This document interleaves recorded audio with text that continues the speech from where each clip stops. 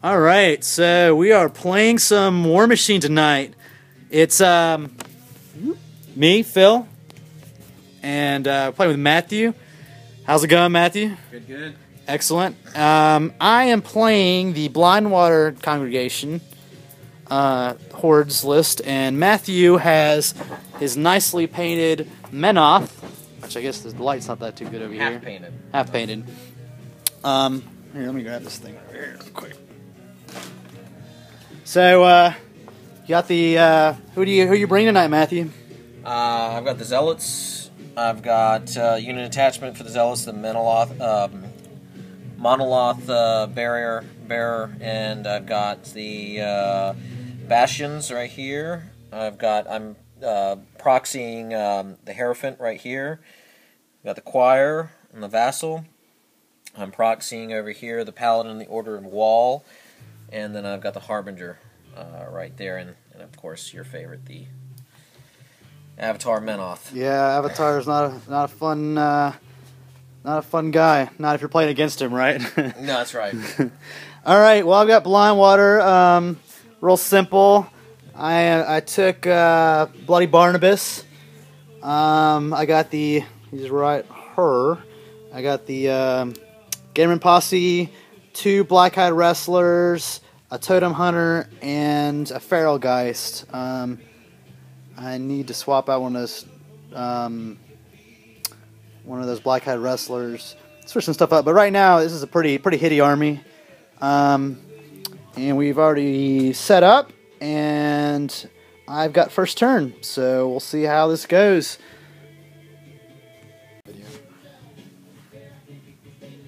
All right, so first turn for the Blindwater. I had both my Black-Eyed Wrestlers run up, and they riled for 2 each before they did. I had Barnabas move up. He cast a Swamp Pit, and he cast Warpath, and the Swamp Pit's that little thing right there where the Gators are in. And he cast Iron Flesh in the Gators, and the Gators then ran into the Swamp Pit. The Feral Geist ran, and the Totem Hunter's hanging out in the graveyard. And that is Blindwater turn 1. Alright, so turn 1 for Matthew. You want to tell us what's going on here?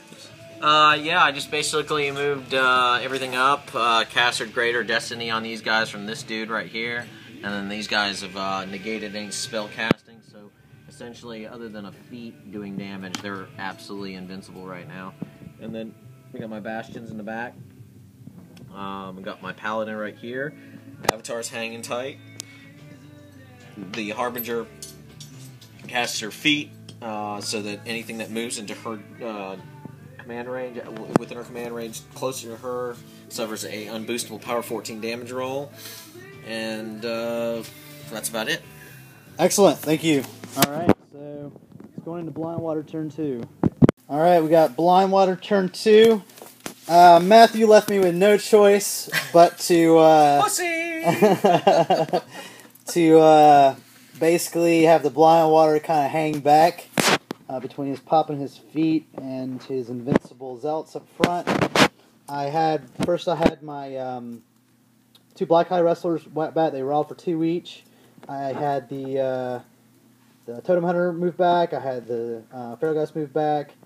Then I had, oh, by the way, Barnabas did upkeep both Warpath and Iron Flesh. And then he cast Swamp Pit, and he had the Gatormen run into it. So they're sitting inside the Swamp Pit. And now we're about to get hit by the wave of the Righteous. So here we go for turn 2 of Protectorate. Alright, so we got Menoth turn 2 here. Matthew, you want to tell us what happened? Oh boy, I've had a long day. I could have no idea where to begin. So basically I just moved up, just worrying about those bastards right there. So I just moved my my Zealots over to the left, Bastions behind, and then hopefully my Harbinger's protected behind with a crap ton of focus on her. I brought the Avatar up, did gaze on to the Gators, and then put Enliven on him. I've got my Paladin here with motors. The stance gives him +5 armor, Choir's hanging back, and hopefully getting ready to kick the crap out of you. I like your candor. Alright, we'll see if Blindwater's got turn 3. Okay, well, the Blindwater congregation finally decided they were ready to party. Unfortunately, their partying skills are kind of weak. Because of Gaze and Menoth, my Gatormen were kind of, didn't have much of a choice to do anything. So first things first, I had my Feral Geist run in front of the Avatar. Then I had my Gatormen move up, they had to move towards the Avatar, but I moved them up just enough so the 2 on the sides had reach on 2 of Matthew's Zealots. Swing and a miss on one, swing and a kill on the other. I ran up one Black-Eyed Wrestler here, and I riled him for one before he did. This guy here charged and killed a Zealot and riled. I had Barnabas move up. He had an upkeep War Path, and War Path activated for this guy when he killed the one Zealot, so he moved up to another Zealot, but he doesn't get to attack. And the Totem Hunters jumped the wall over here, and he's just hanging out. And by the way, the Totem Hunter's prey is Matthew's Warcaster. And so here comes the pain. Turn 3, Menoth. All right, Menoth came back with the vengeance here. Matthew, do you want to tell me what happened? I just moved over yonder with my Zealots to discombobulate that over there, and then I moved these guys over here to discombobulate that piece of shit over there that's preying on my Warcaster. And then I moved the Avatar over yonder and took out a War Beast.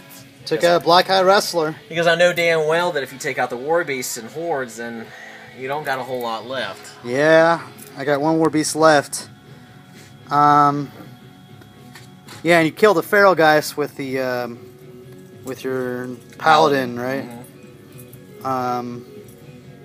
And you also cast a couple spells with your lady, right? Yeah, Guided Hand. I've cast it on the Zealots, so they get a +2 to attack, and then I casted Crusader's Call on the Bastions to get a +2 charge within her control range. All right. And hence, if I have to remind everybody, the control range for the Harbinger is let's show it. It is a no, not quite there. No, not okay. There it is. That's the control range for the Harbinger.